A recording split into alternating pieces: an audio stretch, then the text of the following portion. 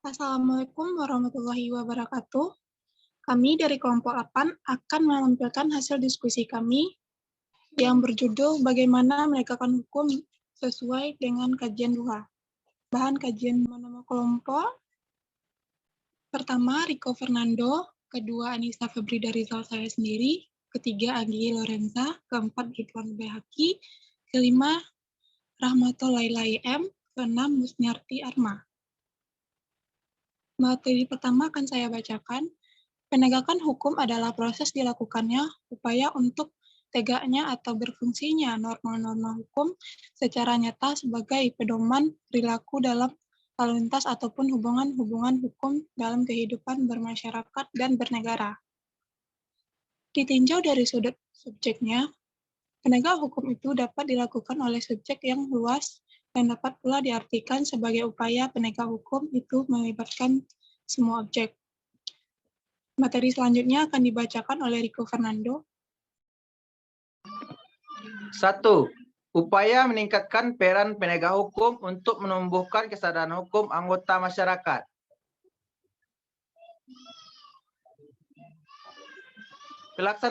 Pelaksanaan hukum di dalam masyarakat tergantung pada kesadaran hukum masyarakat. Juga sangat banyak ditentukan oleh aparat penegak hukum. Oleh karena sering terjadi di beberapa peraturan hukum tidak dapat terlaksana dengan baik oleh karena ada beberapa oknum penegak hukum yang tidak melaksanakan suatu ketentuan hukum sebagaimana mestinya.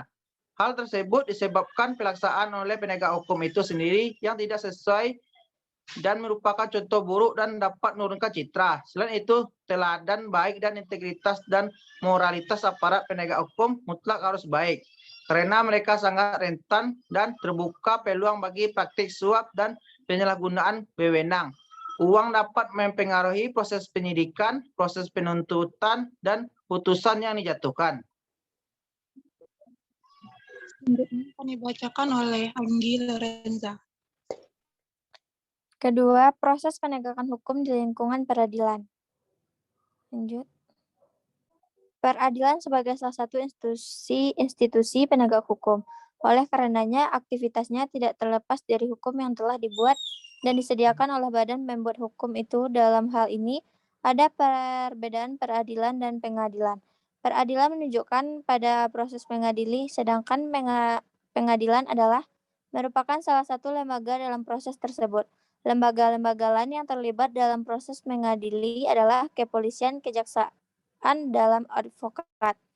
Hal tersebut tidak hanya disebabkan oleh yang pertama adanya interaksi dari pemerintah dan pengaruh dari pihak lain terhadap putusan pengadilan, tetapi juga karena kualitas profesionalisme, moral dan akhlak aparat penegak hukum yang masih rendah. Akibatnya kepercayaan masyarakat terhadap lembaga peradilan sebagai benteng terakhir untuk mendapatkan keadilan semakin menurun.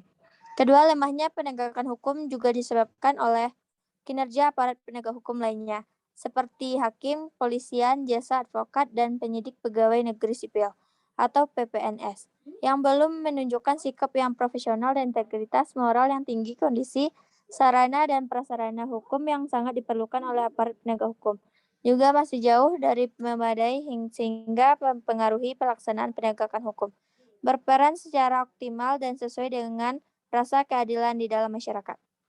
Materi selanjutnya akan dibacakan oleh Ridwan Rahmatul Lailai. 3. Upaya pemberdayaan lembaga peradilan dan lembaga penegak hukum lainnya. Pemberdayaan peradilan dan lembaga penegak hukum bertujuan untuk meningkatkan kembali kepercayaan masyarakat penegak hukum, seperti pengadilan, kejaksaan, kepolisian, dan penyidik pegawai negeri sipil. Akhirnya, atau PPNS sebagai bagian dari upaya mewujudkan upaya supremasi hukum dengan hubungan hukum dengan dukungan hakim dan aparat penegak hukum lainnya yang berprofesional, berintegrasi, dan bermoral tinggi. Aparat penegak hukum yang turun membantu dalam penyelenggaraan pelaksanaan peradilan untuk menciptakan kepastian hukum selain lembaga kehakiman meliputi.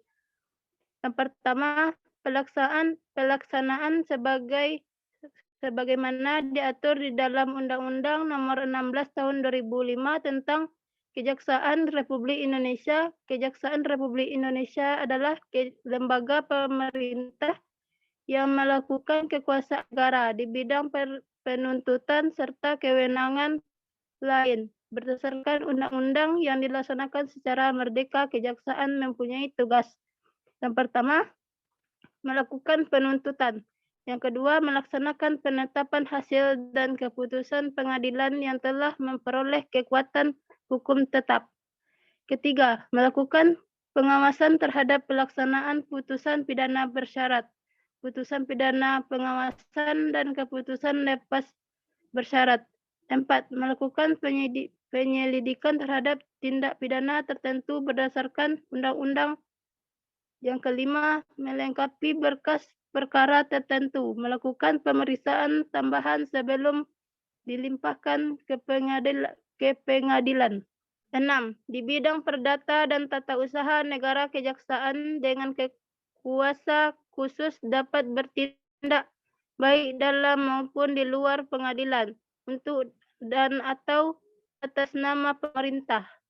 7. Di bidang ketertiban dan ketentraman melaksanakan kegiatan peningkatan kesadaran hukum masyarakat, pengawasan kebijakan penegak hukum, pengawasan peredaran para cetakan, pengawasan kepercayaan yang dapat membahayakan negara, mencegah penyalahgunaan dari perodaan negara. Selanjutnya dibaca oleh Ridwan Baihaqi. Wacana hukuman mati bagi korupsi. Wacana hukuman mati isu periodik yang kerap muncul dalam konteks pemidanan yang sifatnya retributif. Setiap berulang kasus korupsi yang dahsyat, kerugian negara dan atau korupsi terhadap dana-dana kemanusiaan. Respon pemerintah dan publik salah satu alternatif penjeraan pelaku ialah hukuman mati. Negara atau pemerintah Indonesia yang seharusnya bertanggung jawab penuh atas pemberantasan korupsi telah prestasi menanggulangi korupsi. Begitupun masyarakat. Narasi hukuman mati yang sering ditawar pemerintah cukup membuat telinga kita panas. Kita cukup diberikan pilihan setuju atau tidak setuju. Selama bertahun-tahun itu cuma yang ditawarkan. Dalam sebuah pernyataan Presiden Joko Widodo justru menggelindingkan bola liar kepada masyarakat. Menurutnya, jika masyarakat setuju, maka hukuman mati tersebut dapat dilaksanakan. Hukuman mati sendiri dianggap sebagai hukuman yang kuno. Di belahan bumi yang lain, mayoritas negara-negara di dunia telah dan sedang ke arah penghapusan hukuman mati atau setidaknya memberlakukan moratorium. Sampai kapanpun, hukuman mati selalu memunculkan pro dan kontra.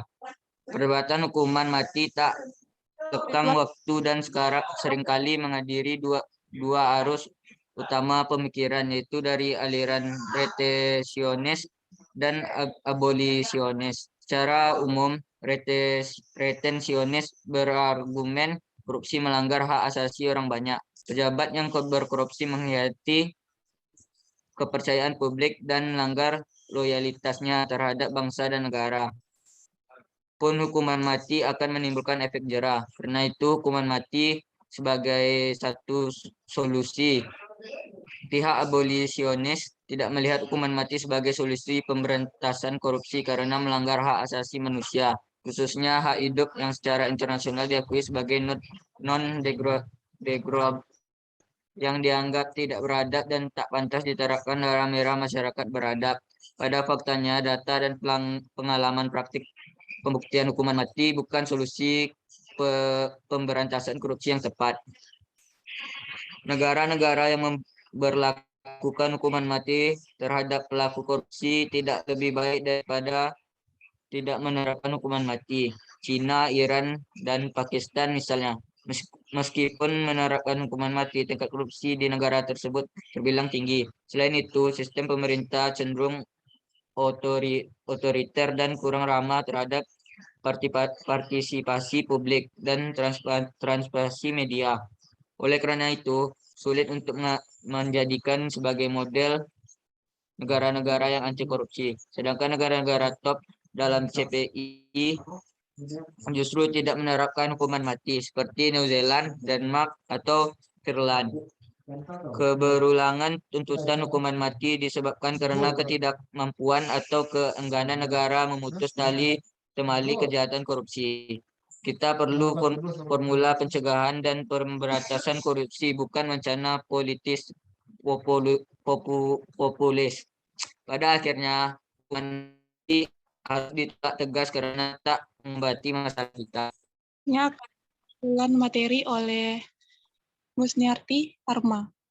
Kesimpulan dari materi yang kami bahas adalah penegakan hukum adalah proses dilakukannya upaya-upaya untuk tegaknya atau berfungsinya norma-norma hukum secara nyata sebagai pedoman perilaku dalam lalu lintas atau hubungan hukum dalam kehidupan bermasyarakat dan bernegara.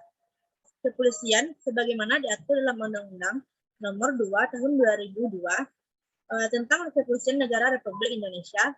Kepolisian Negara RI mempunyai tugas dan fungsi untuk memelihara keamanan dan ketertiban masyarakat, penegakan hukum, perlindungan, pengayoman, dan pelayanan masyarakat. Serta wacana hukuman mati bagi korupsi, kita perlu melakukan pencegahan terhadap pemberantasan korupsi dan menindak tegas pelaku-pelaku korupsi. Dan sebagai warga negara yang baik, hendaknya menolak tegas korupsi dan menghukum pelakunya seberat-beratnya. Sekian hasil diskusi kami. Kalau ada yang salah, mohon maaf. Wassalamualaikum warahmatullahi wabarakatuh.